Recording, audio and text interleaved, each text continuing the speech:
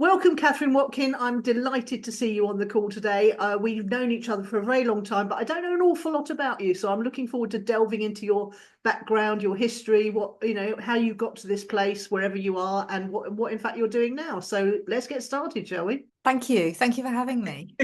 You're welcome. Now, tell me all about where did you grow up? What were you like as a young person? What would you say some of the early stepping stones in your life were?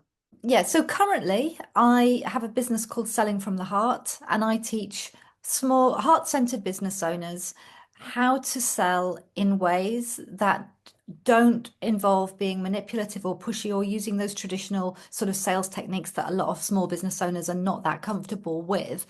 Mhm. And how I got here, starting way back at the beginning, I was born in Wales, actually, by birth. I'm Welsh by birth, grew up there, but I moved to England when I was 18 to go to university, and that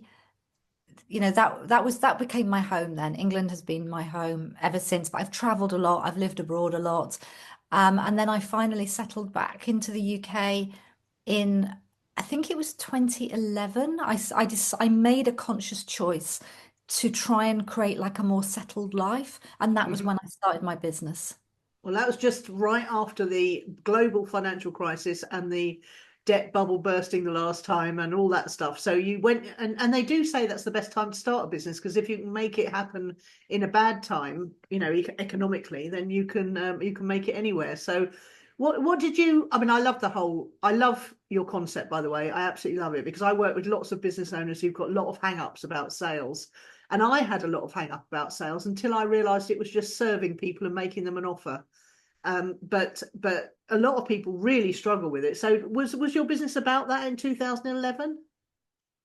Um, oh, you're making me remember that. Actually, I trained as a coach, and for the first year of my business, which was 2011, which is where I came across you, I was trying to figure out how to make a business as a coach. So I was trying to figure out what my niche was, and I was trying this message and that message and changing my mind every few minutes. I wanted an online business. I came across you around that time, when we're completely brand new to this idea of an online business and we discover somebody online, but it's very early in our journey. And as it Mm. happened by pure coincidence, I was living in Brighton at the time, and you were living in Durham, which was like nearly the same place. But I found you online and I joined one of your online courses around online marketing. So you could have been anywhere in the world. Yeah. And that was my year of like trying to figure things out. And then this particular business landed in November 2011. I probably took about a year of struggling to find what it was I was going to do. I didn't really have a clue about anything Yeah. to do with business. I knew how to sell. That was what I had. I had a Yeah, tell us about that. I was going to ask about that. So how did you know? Because most people don't even know that there's a career called sales, and a lot of people have got a very misconception idea about it being like selling things to people who don't want them. That's Hmm. the misconception, isn't it? So how did you fall into that then, or find that? Well, I fell into sales because when I was 23, a friend of mine had got a job working in the Greek islands as a holiday rep, and I thought that sounded Nice. like a rather fabulous thing to do. So I Yeah. applied and I went off to work on cause.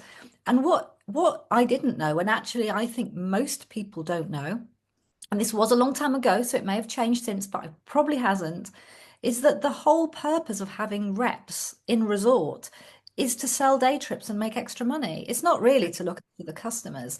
So without realizing it, I had myself a sales job and I was paid my monthly salary by the tour company, but I would more than double that every month Wow. with the commission Okay. I made on sales.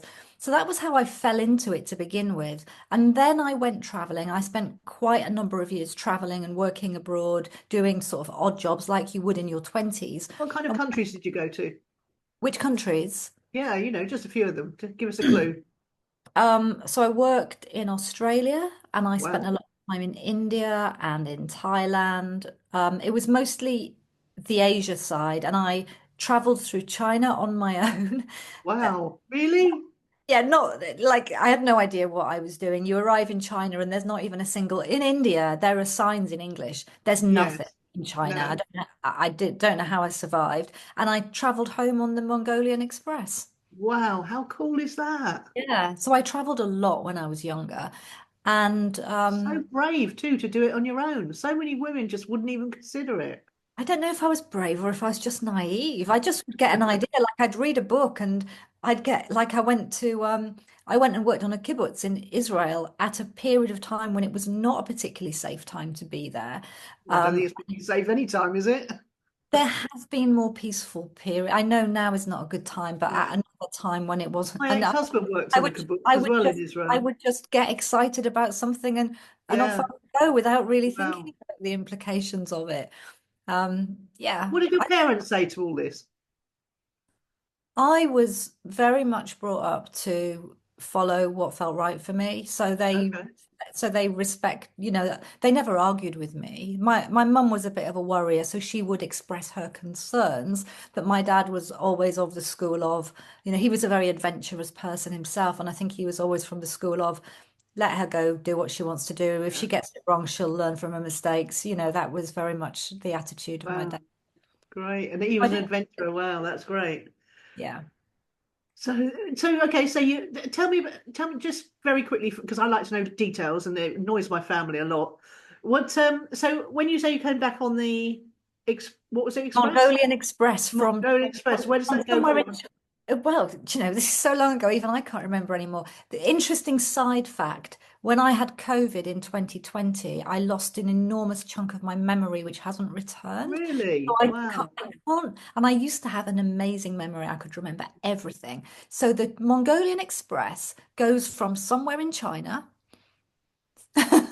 to somewhere in Europe and it crosses Siberia. Good God, that must I have been think I got off in Poland. I think incredible. I got off in Poland, and then I got a bus home, A bus home from Poland. like a National Express type bus. People don't realise you can do this. I watched someone the other day get a bus from Victoria to Portugal to his home. I mean, Yeah, it's three buses. Obviously, had to change. But my ex-husband used to get buses from London to Greece. He used to go to Greece on holiday. 2 years, 2 days of sheer hell each way, but it cost something like I don't know, 15 quid or £7.50 or something like that. yeah. I mean, when I was young, I was everything was on a shoestring on a budget. I think I Yeah, got off the trains in somewhere in Poland, probably some major city in Poland. I didn't visit or spend any time in Poland. I got straight on, like the equivalent of our National Express buses. yeah, absolutely, yeah. That one bus brought me all the way home. I think it took a couple of days. That is mad, isn't it? So when you started training as a coach, you very swiftly realised, as I did, that I didn't want to be a life coach because that was just too dreadful and too scary and too much responsibility. So that's when I went into finding out about money, and then in 2010 was when my money gym business crashed to the ground because of the global credit crunch. But I'd Mm. already fallen in love with internet marketing. So I think you must have met me as I was starting automate, my mentoring around that. So how did you realize that you didn't want to be a life coach, and how did you arrive at the sales idea?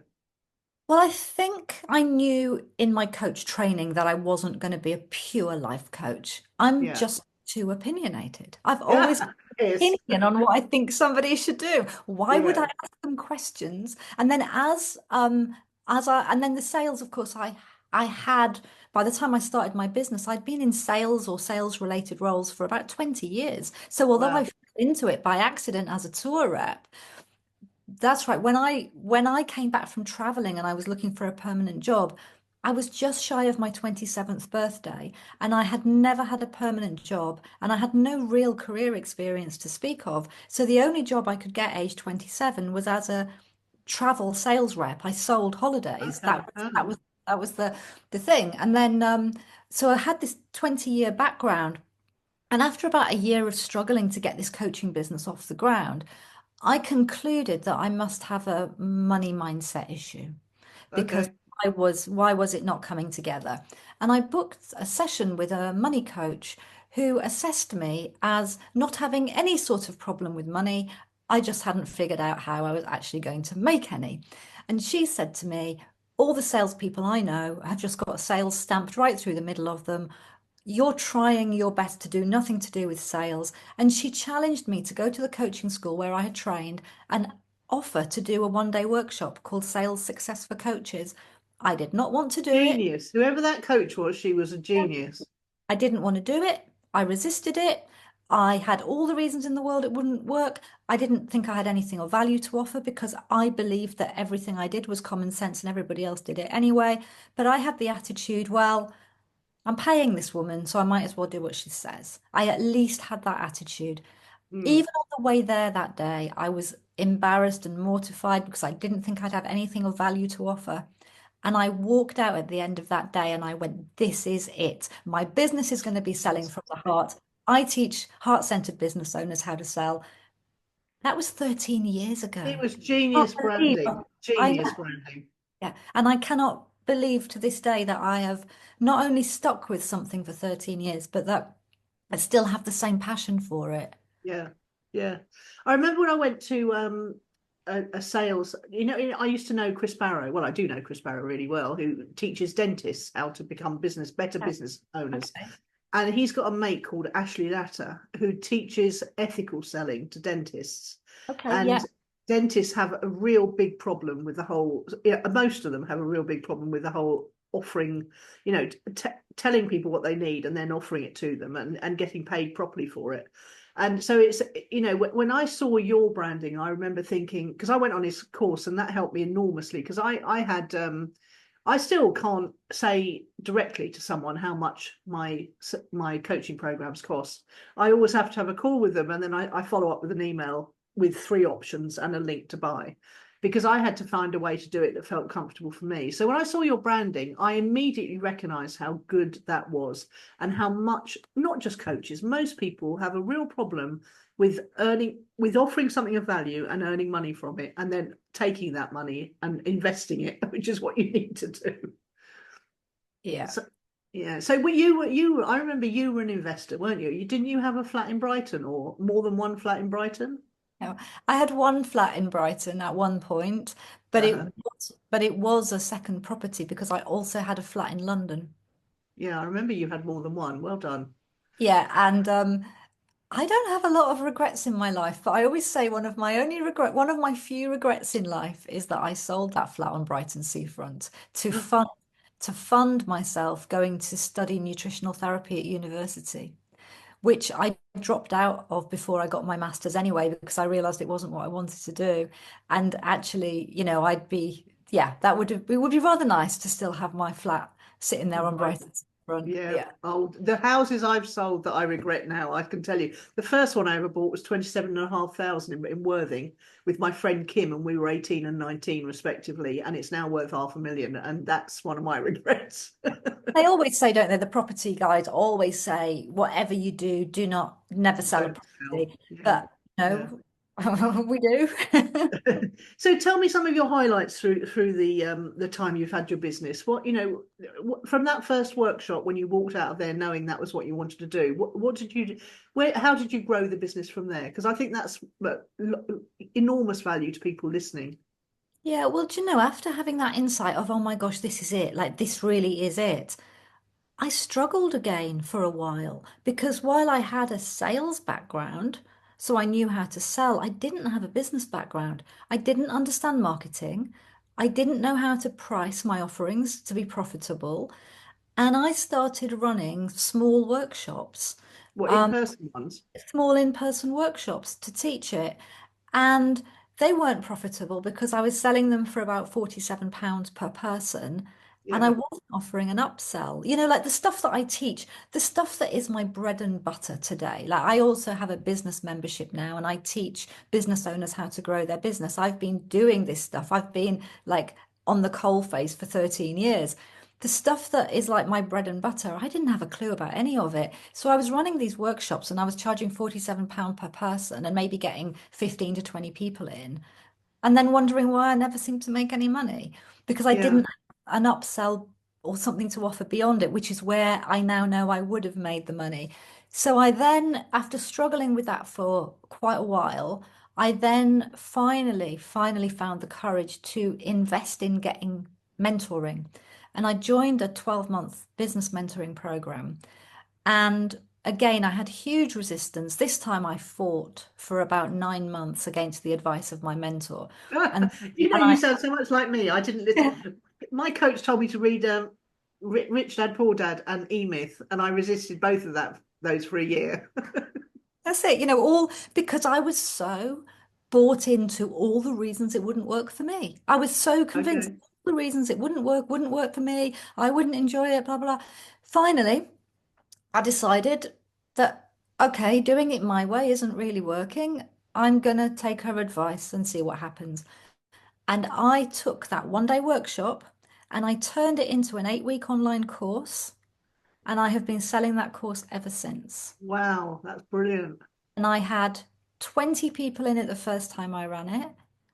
And I had 81 people in it the second time I ran it, I Wow, think. nice. Nice numbers. So yeah. And that is still, that's still my core course. I run it every year. And you run it every year live? Um, the modules are pre-recorded. Okay. So the people who do the course now. So in the beginning, I ran it live, and I recorded it while I ran it. And now, when people take that course, they watch the module in their own time, and I do a weekly Q&A coaching call to support them and help them to implement. Okay. But you only run it once a year, so there's the time limited thing that people must sign up then or not at all. Yes, and I do also have an evergreen funnel now running behind the scenes, but Yeah. it's not it's not it doesn't really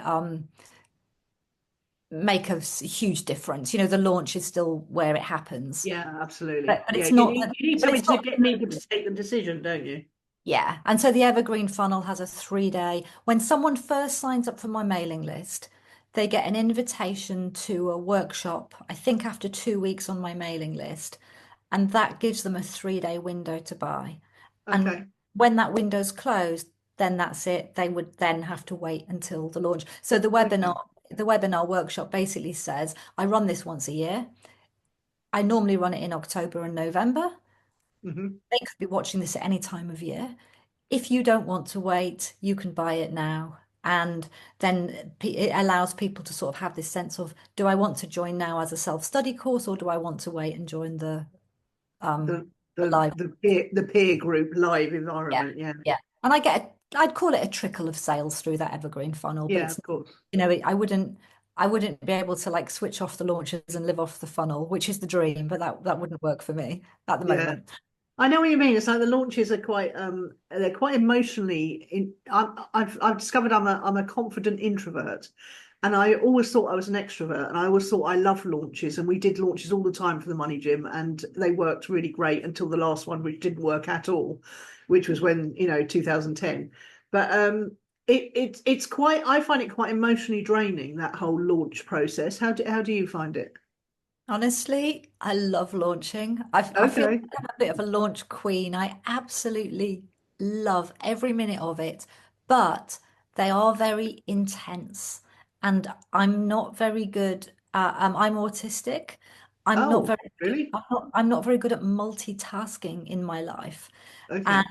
so if I'm in a launch, I'm all in and I'm fully focused, and everything else in my life shuts down for 2 or 3 weeks while I run that launch. So there's an intensity to it, but Yeah. I quite like that intensity as well. So yeah, no, I like a good launch, but it does take over a bit. Yeah, I don't mind. I know what you mean. Where do you live now? Just out of interest. Well, ah, at the moment, I live in North Wales again, but a different Oh, part of really? Wales. I'm on the border with England, very close to the border with England, over between Wrexham and Chester. Are you anywhere near that amazing restaurant run by a bloke called Gareth? Big guy. I've It's never, like a top, he's got Michelin stars and everything.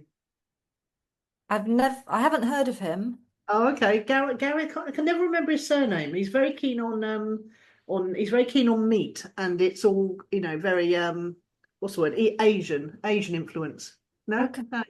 nothing near me like that. Okay, all right. I must try and dig out the name. Somewhere I really, well, I'll give you a shout if I ever go up there, because I really want to for the weekend. He's got a bed and breakfast attached to the restaurant as well, so you can stay for 2 nights, and it, Okay, that it's would be really great cool. to know where it is. Yeah. Do you like it up there? Is that somewhere you are just for what reason? Temporarily, my parents moved from, I grew up in a very, very small village in North Wales in Mhm, Snowdonia, very mhm. much a tourist village called Bethgelert. Some people will know it if they've been on holiday there. And my parents lived there for, for a very long time. And then they moved a few years ago. They've moved to this area nearer to Wrexham. And I decided to stay short term for the first year while they were settling in because I knew they wouldn't Okay, know anybody. And I then started having a series of quite serious health issues that okay, meant I sort of wasn't able to move in the way that, so I'll be on the move next year. okay. Yeah. Um, what have you experienced? What have you experienced through your time of working with people that you could perhaps share on the call today that might help anyone watching? Because I know that we'll get a load of coaches watching, we'll get a load of speakers and experts and authors and people like that. If you were to say the top three things that make a difference, what would you say to people? Okay, so the first thing that would make a difference, and most business owners, as I observe, completely overlook this piece, is learning to sell before you go out doing all the work marketing. Because you could attract all the people in the world, but if you actually don't have a method or a means of communicating what you do, whether you're communicating it online on a sales page or through a webinar or through a one-to-one sales conversation, if you're not able to communicate the value of what you offer in a way that has your customer recognize that they both want and need to buy it, then all the rest of the business activity is it's like pouring water into a bucket with a hole at the bottom. So putting in the time to learn how to sell and how to clearly communicate the value of what you do. I think the second one would be, it's quite maybe boring, but to I'm sure it do won't the to be. do the right things in the right order. I see a lot of people. Um, I I did a call just this morning with somebody who's just joined my membership who has put all sorts of really advanced things in place in her business, funnels and freebies and low cost offers, but none of it was ever tested to begin with. And so none of it actually works. And the way that I teach is that you build your business step by step with the foundations first, Yeah, making sure that you've got a message that your ideal client will actually respond to in the first place and testing as you go so that you're not building this entire mansion on no foundations that doesn't work. And I think that a lot of people get very excited by there's a big ultimate end vision that they have, which is exciting. And rightly so. And it might be, I want to have a membership with 2,000 people, or I want an online course with 100 people, or whatever it is, but they don't recognize that there's a journey to get from where they are now to that big vision, and that there are certain steps that need to happen in certain order in order to get there. And they shortcut all of that and go straight to the advanced business activity without doing the work on the pieces that are going to make it work in yeah. the end. And the other one, I think the third one is, third piece of advice is don't give up. This is the other thing that I see a lot is that people will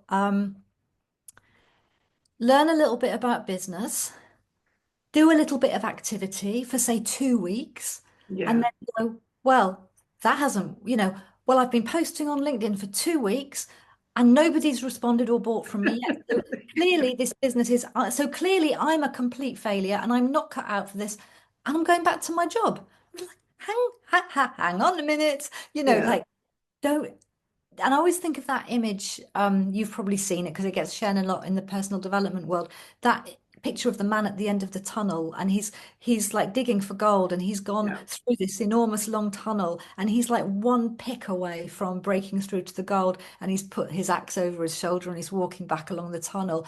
That people, I think, often don't appreciate that all of the activity they're doing is generating something's happening, success is happening, but it's under the surface. They can't see the results yet. And I think a lot of people just they give up too soon. I think a lot of people underestimate what it really takes to start a Yeah, business. absolutely. They think it's going to be much easier than it is, and they give up before they really give themselves a chance. And I think that's a real shame. Yeah. Um, I I totally agree with you, everything you've just said. So I describe, I mean, I always think about you've got to get an offer that convert. You've got to get an offer that people respond to. And it's got to be something that's congruous with what you enjoy doing. Because if you, no matter how good your offer is, if you don't enjoy delivering it or doing it, you won't do it. Yeah. So that's what perhaps where we could talk a bit about how you help people find their offer that that actually generates some interest. And then there's the confidence issue. Is I just wrote a massive blog post about this because I've interviewed over 500 people now, and Wow. I think yeah, over the three podcasts I've done, and the what I'm always looking for that secret of success because my life's been up and down, and there are certain people who don't have that experience. They hit gold straight away, or they stumble on something, and I think it's confidence is that you're going to succeed no matter what, but you've got to pick something you enjoy because it might take more what to succeed than you expect, exactly what you're saying. And Yeah. so you've got to enjoy the process as well, or be passionate about the topic, or whatever. And you're absolutely right, it takes so much more. I tell my clients it's going to take 100 times more effort than you expect, at least, just Yeah. to try and set their expectations. And it's I remember an expression, Steve Jobs, I think, who may or may not have been a nice man, said that you don't see the stepping stones to success until you look back. Yeah. You can't, some people can see them clearly because they have a mentor, or they have a experienced person telling them what to do step by step. Most people don't realize how they became successful until they look back and they say, oh, that changed things. Like your day when your mentor saying, go up and do a workshop for you don't realize that's a Didn't stepping want to do stone it. to Didn't changes. want to do Yeah. it. Yeah. No.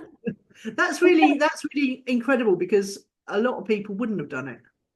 No, but I was just so desperate to make my business work. And I think Mm. when you talking there about confidence, people having this confidence that they'll succeed, I didn't have confidence at all. I had no confidence. But what I did have was this absolute desperate desire to create a business for myself. I didn't Yeah. want to have to go back into some corporate role. And that is the word I would use, like absolute desperation that this had to work, despite my complete lack of confidence and my terror every step of the way. Yeah. Terror. Mhm. Yeah. Yeah. It's good. Yeah, I was. I was terrified for most of the first few years of my business. Yeah, but there is in entrepreneurs something that drives that whole thing of once you've tasted freedom, you really don't want to go back. I mean, I've been self-employed most of my adult life, and the times where I've had to go into corporate land, like when I went to work for Sony Music, punching royalties into a computer from all around the world, Mm. Chris Rea gets, I don't know, 0.10p from Taiwan or something, I mean, it was painfully, but we did have a record label on the go at the same time. So I was doing it for something, and the Yeah. pay was brilliant. But I used to go to the loo at lunchtime and cry. I was so desperately bored, and the hours stretched out to the time when they opened the prison and let you out at 5:30 or whatever it was. It was terrible. I mean, is that how you felt about corporate life? I was a little different because I didn't ever work in that type of corporate. I worked in travel sales, and then the closest I got to corporate was working in recruitment sales. In Oh, rec- see, you walk it's, in to try and get a job, and they recruit you immediately, don't they? If you've it, got a spark of life in the agency and the agency spots it, you never get sent out on jobs. They want you for themselves, don't they? Yeah, do you know, I don't even know about that either. I just applied. I applied directly to work for a recruitment company and ended up doing that for 6 or 7 years. And I Wow. think it's technically corporate because you go to the city and you wear a suit, but it's not really because it's the Wild West. We're just there to sell and whatever Yeah. it takes, and very, very high targets, very target driven, um, quite a tough environment, Did you very, get any training on how to do it? Because I worked in three recruitment consultancies. Price Jameson that placed people in media, Success Recruitment who place people in the music industry and media, film and fashion and stuff like that. And nobody actually taught me how to do the job. Did you get any training in your? oh yes, Okay, we got the training every which way, how to close, how to sell psychologically, all the stuff. And I hated it. It used to make me feel sick. And I would come really? back to my desk, they'd send us on these weekend trainings and they were quite frequent. And Weekend trainings, that's a bit mean. oh, like, no, I don't mean at the weekend. I mean, like, send us off for 2 days to do trainings and then we'd come back to the office. And the managers would walk around behind our desks listening to make sure that we were using these techniques that we were supposed to be using. And I hated it. And there's a story here. Whenever the manager was out of earshot, I would go back to just doing it my way. Yeah. My way, I ended up being in the top two or three salespeople in that company, and I was the first consultant they had to ever bill £1 million from my own desk. Um, And this is partly like the thread of why I do what I do now, because I didn't ever like using closing techniques. I didn't ever like manipulating people just for my own gain because I was going to hit my targets. no, I I know what you always mean. wanted to treat people with respect. I always wanted to sleep well at night. And I did it my way. And even in a cutthroat recruitment environment, I still ended up, at the top of the pile, selling with integrity, which is what I teach now. So, yeah, I hated all that stuff. But yeah, we used to get sent on that training. See, perhaps I was lucky because I went into the second one and it was a small agency, and I started being proactive. So when people would come in that there weren't any jobs for, because it was the music industry, it was very specialised. I used to actually proactively send out their CV to people who I thought might be interested. And then what happened then was those people who got those CVs and realised how proactive I was used to come to me for jobs when they wanted to change. And so I'd send them out. So I ended up by doing that, I ended up recruiting Pioneer LDCE, a whole team. And nobody in the office could work out how I'd done it, but I'd done it by being proactive and Yeah. being referred to people because I was so proactive. It was a bit more like being a headhunter, I suppose. Yeah, yeah, it's very How did, different. how did you, how did you do it? And what was your difference? Um, it was a call center environment. Literally, we would set out to pick up. So it was senior level recruitment. We were recruiting senior level people in banking and financial services. That was one of my roles. My first one, I did temp. My first recruitment company I worked for, I recruited temporary staff into non-profits. The second company was financial services, banks, financial services companies, managers and senior managers. But in both cases, we would literally cold call to get the jobs.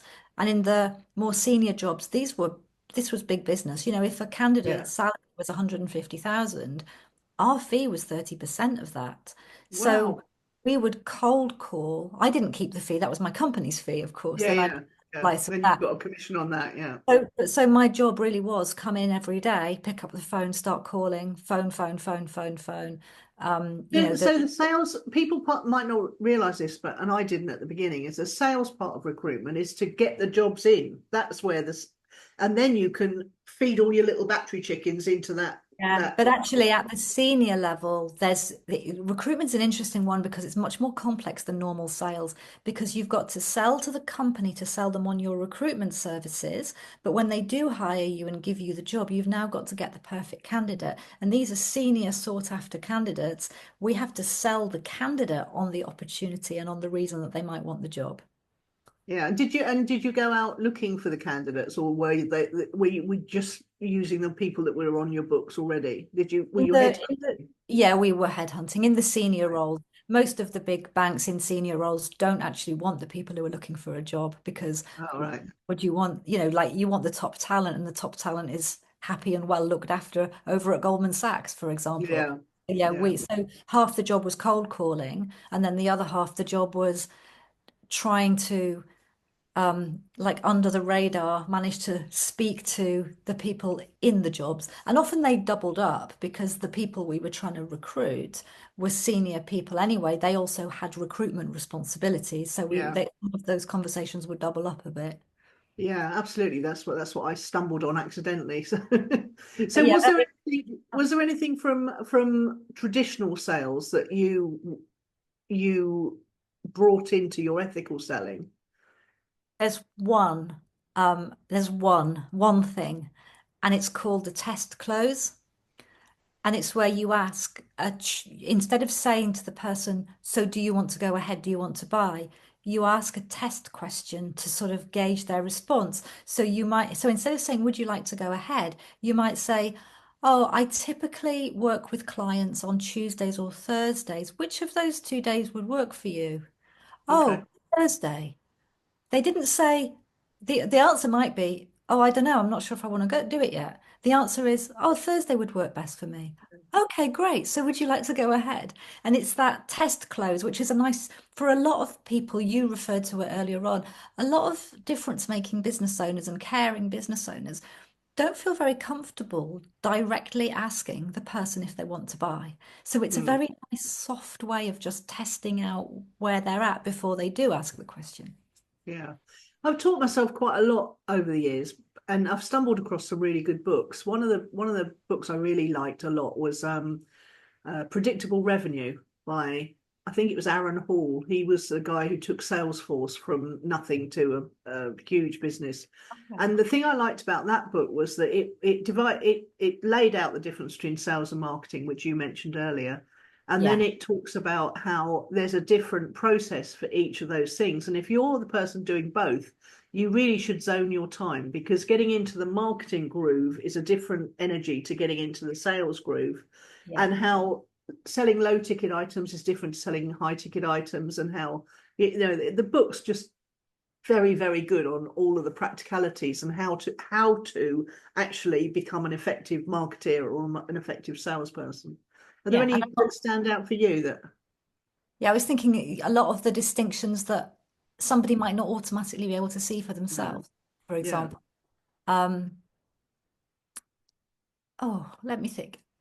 In terms of when you say there anything that stands out for me, you mean in terms of what he was teaching?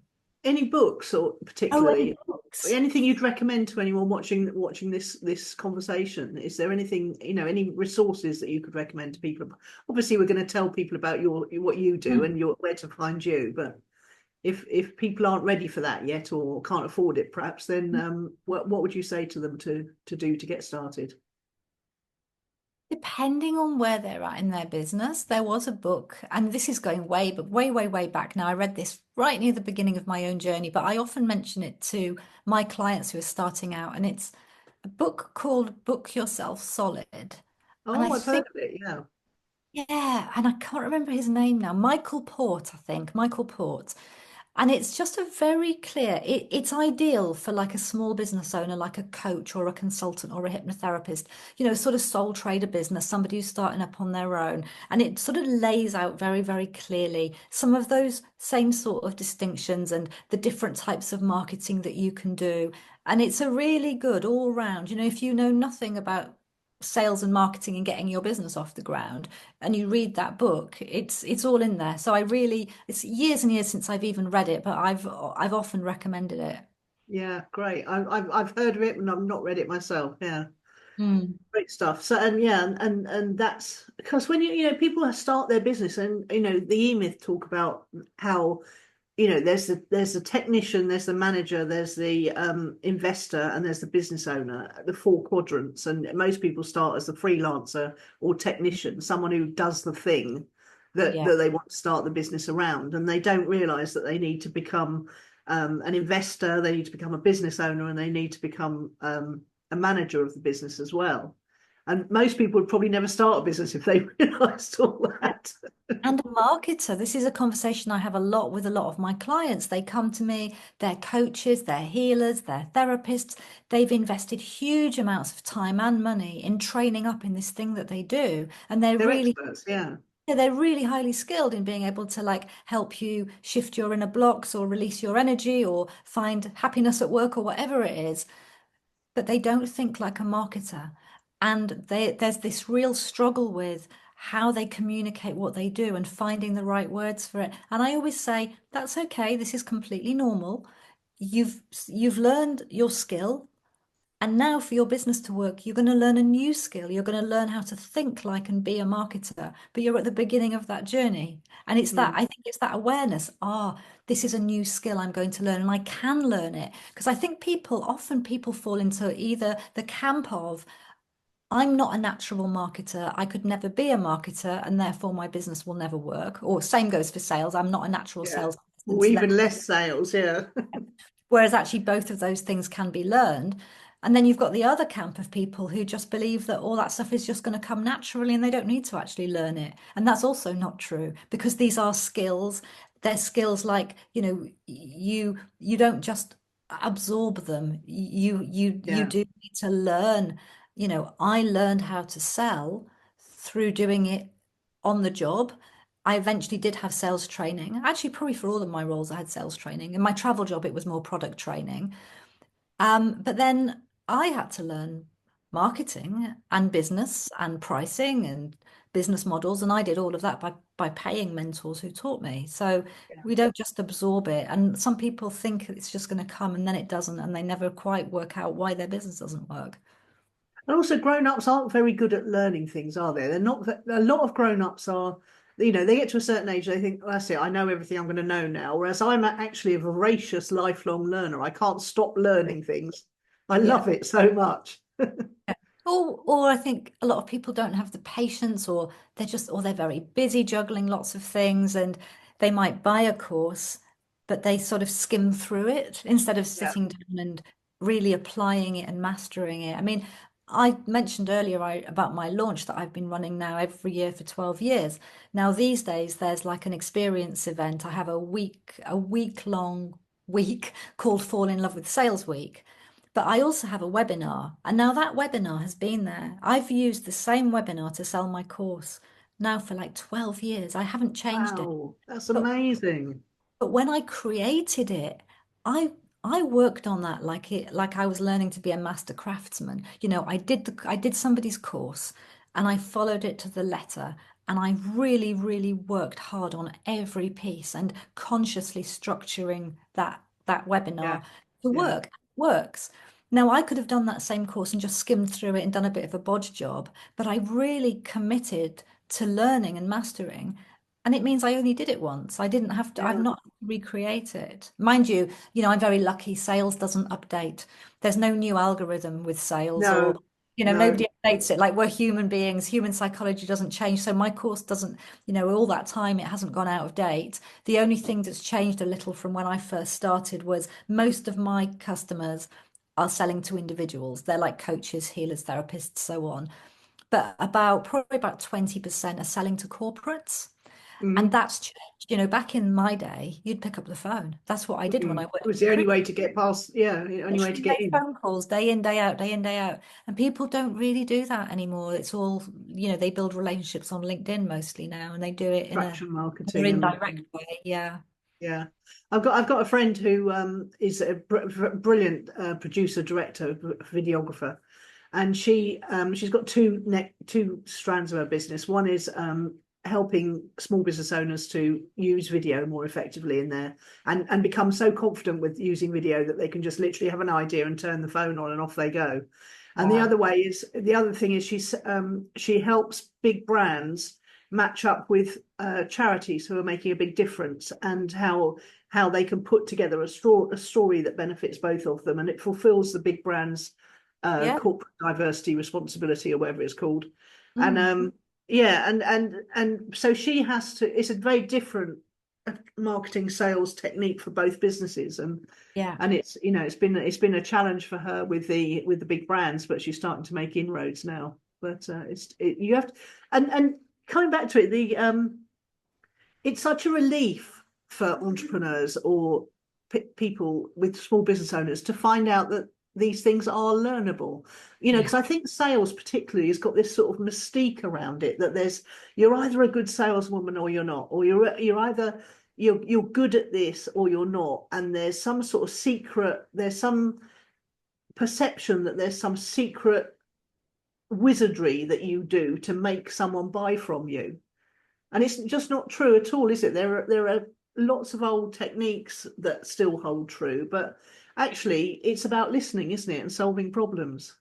Yeah, I always say, I mean, I'm a sales teacher. I make my living teaching sales, and I say all the time, there is nothing I can teach you to make somebody buy from you. Right. Nothing. You cannot make somebody buy from you. No, I believe that too. If they're not, but what you can do is that if you believe that if you believe that it would be a good idea for the person to buy from you, your job is to communicate so clearly why that's the case that they can see it for themselves and they want to buy it from you. That's our job, is to get them to the place where they know they want to buy it. But if they don't know they want to buy it, nobody can teach you how to make them say yes if they don't already feel that they want it.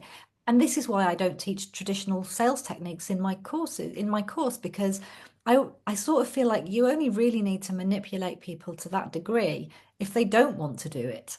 And Mm, even then, if you can manipulate them into saying yes, they're probably going to wake up the next morning and realize they made a mistake. absolutely. Yeah. So I'd far rather have people say yes coming from a very grounded, like emotionally and psychologically committed place.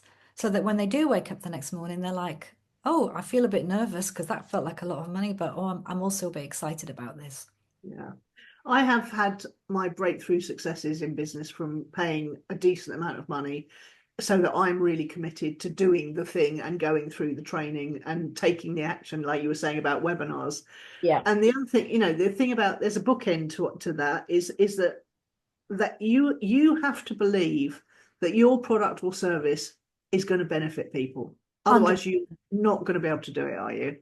100%. Because if you don't believe in it, then you're not actually selling with integrity, are you? You may as well be selling any old widget on a commission.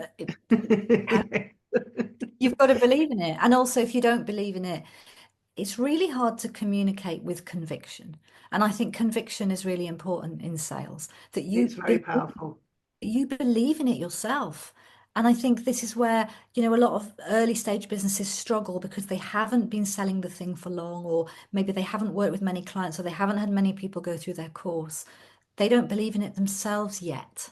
And that's quite a difficult hurdle to overcome, because you've got to truly believe in it to talk about it with the conviction to have your client feel confident to go ahead. That's what I was interested to hear you say, that you came out of that workshop and then struggled because you'd gone in there not knowing what value you could bring to people. You had a room full of people who you quite obviously brought value to, and they expressed that to you, I'm assuming. Mm. So why was it that you then came out and had a sort of bit of a crisis of confidence again, or was that not what held you back after that day? I honestly, like these days, I see business with such absolute clarity. Like I can see all the stages of business. I've got a pathway in my membership, the Business from the Heart pathway. I've got a quiz to help people identify their stage of business. It is all so completely crystal clear to me now. But back then, I couldn't see anything. Honestly, it was like the best way I can put it, it was like all there was in front of my nose was a big, thick bank of fog.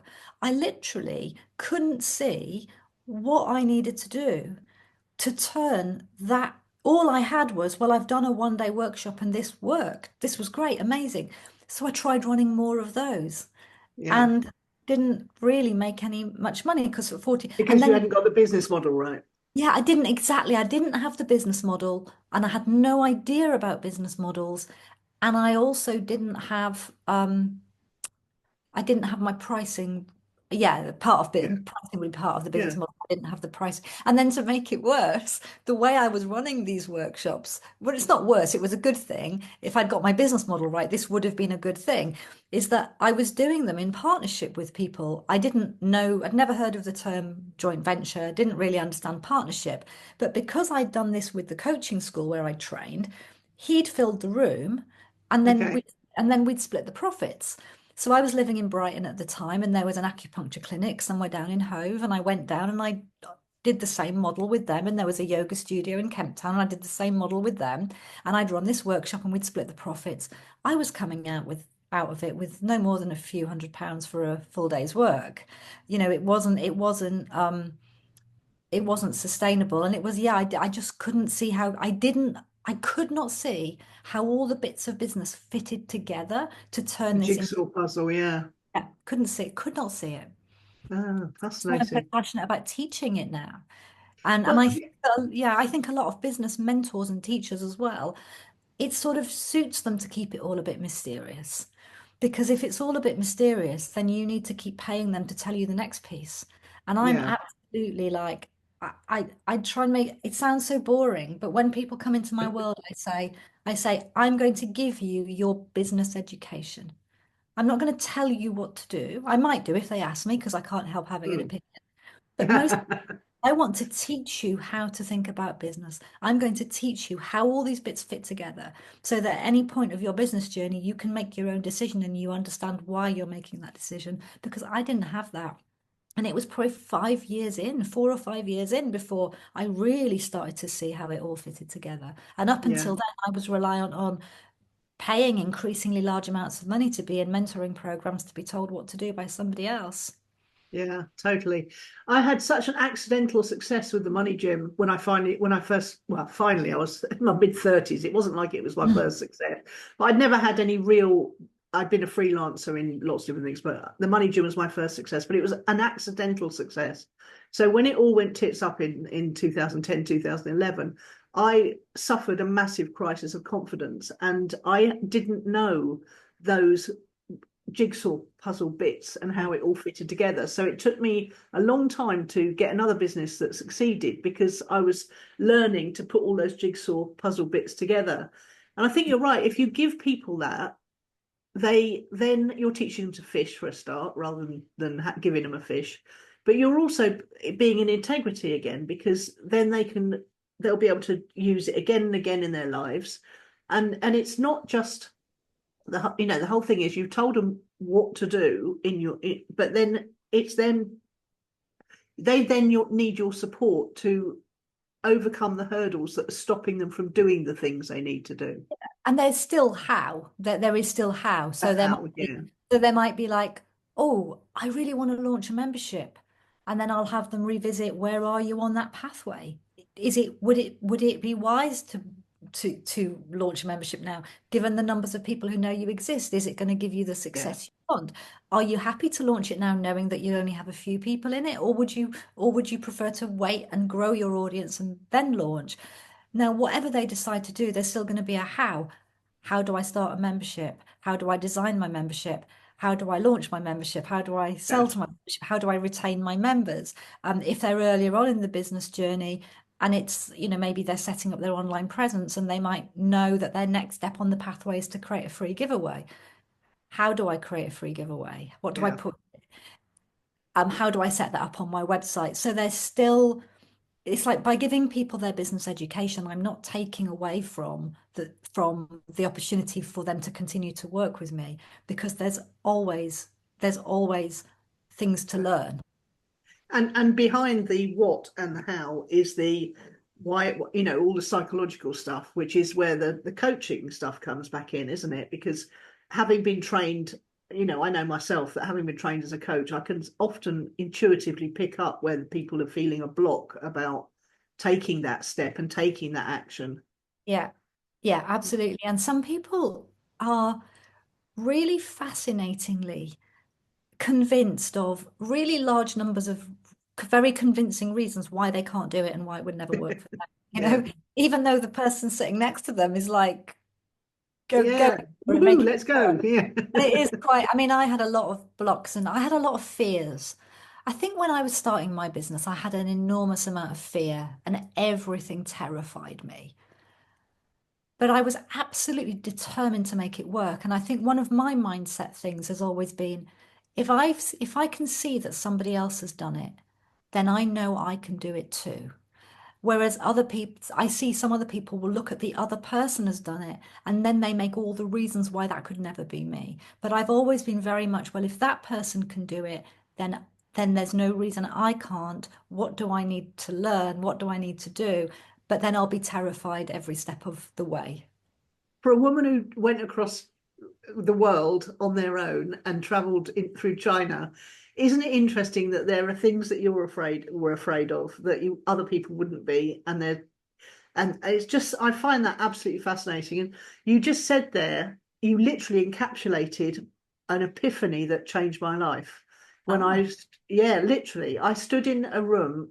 I was pregnant with my second baby, and my first one was asleep upstairs. And my husband had just called home to say he'd just been made redundant, and he was coming home. And I remember thinking, what is wrong with me? Why can't I keep things going? Why can't I make things work? Why can't I earn more money? And I suddenly had exactly that epiphany that if there was someone else out there in the world who looked like me, brown hair, bob haircut, still, my size, my height, my intelligence level, my education level, and they'd made it financially. Why couldn't I? And it was only a question that I didn't know what I needed to learn. yeah. And that is such a breakthrough moment, isn't it? It is absolutely. Just this week, I've been recording some YouTube videos because YouTube used to be something I did regularly, and I've had a several year break from it because I've had health issues and have not done as much as I used to. And I did one just this week on how I manifested my first six-figure sales day. And it was because somebody in my membership had asked me to tell that story, and I never had before. And that was partly what I said, near the beginning of my business. There was somebody else who had a very, very similar business to me in the same circles. And it always triggered a lot of comparisonitis. She was also teaching sales, and it was also a non-traditional approach, like more of a spiritual approach to sales. And I was always triggered by this comparisonitis. I'm not as good as her. Why would anybody buy from me if they could buy from her? We do something similar. And one day she posted on Facebook about the fact that she'd just had this six-figure sales day.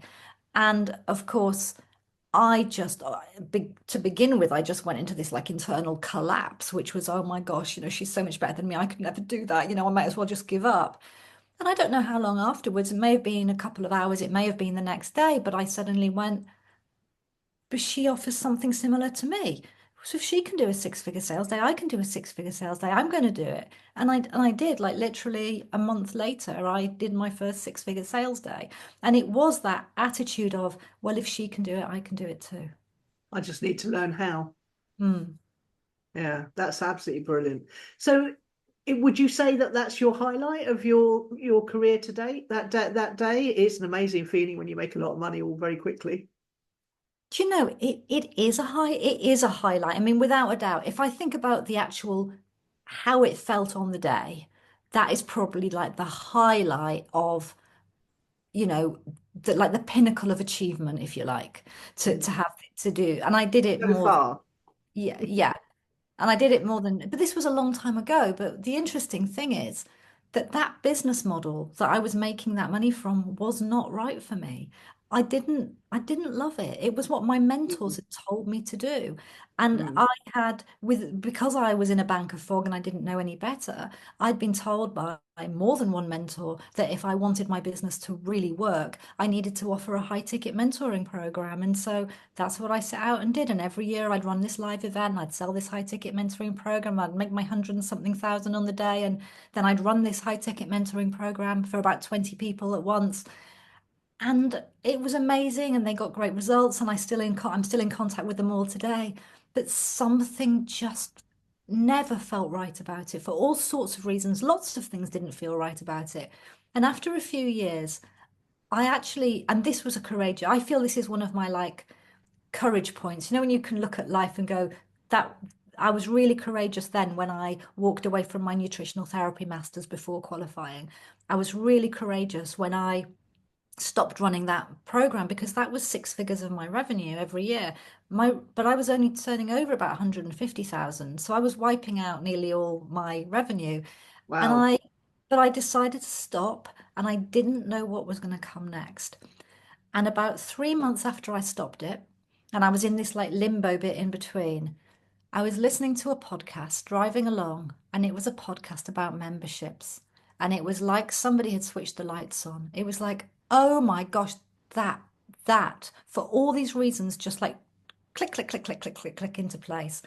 And I took that high ticket program and I turned it into a low monthly investment membership and I launched that.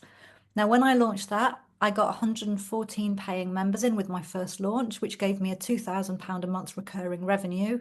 And I think for me, that was the real high point. It wasn't like that was the real high point because that was my true business model, like the thing that I really Yeah. want to do, where my heart and soul is. And that was about 7 years ago. So that has had longevity and I still run that now. And so for me, that starting a membership with that baseline of 2000 a month meant that I was getting paid to then grow it from there. Yeah. I do know exactly what you mean. We the Money Gym, we had a high level 1 year program where people used to come to quarterly workshops, and they had their own coach assigned to them and all that stuff. And it was, when we were running that, it was our best income stream, and it was a lot of work to launch it, a lot of work, and a lot of work to run it too. And Yeah. then, but I was always trying to push for a lower level membership because I wanted people who weren't able to afford the high level membership to have access to the materials and group coaching. And I didn't push hard enough for that in retrospect, because if I had, um, we would have not collapsed when the high ticket coaching program didn't sell that year, in the financial collapse. But yeah, so you look back on things and you think, oh, but you learn, as long as you're learning every step of the way, and you're reaching inside to feel what's right for you and what makes you happy and what makes you feel in integrity. You've mentioned that so many times, and I love that word. It's Mm. so important. Yeah. No, it's like, it's a phrase I use. We want to be good people and do good work. Yeah, Not everyone does, but some of us, it's very important. We want to be good people, we want to do good work, and then we want to get paid well for it. But the being a good person and doing the good work is the more important piece. I yeah, don't want to get paid really well I don't want to get paid really well to do shoddy work or to not be a good person, which is a choice I could make, and I could earn vastly more than I earn. My yeah. business could be making vastly more if I didn't care so much about the quality of the delivery and looking after the people who've already bought from me. And, everyone has a different set of values, don't they, in their business? Yeah, yeah. Well, I think that's a wonderful moment to end on, because that is a lovely way to live your life, and a lovely way to run a business. So, Catherine Watkin, thank you very much for joining me today. It's been an amazing conversation. Thank you for having me.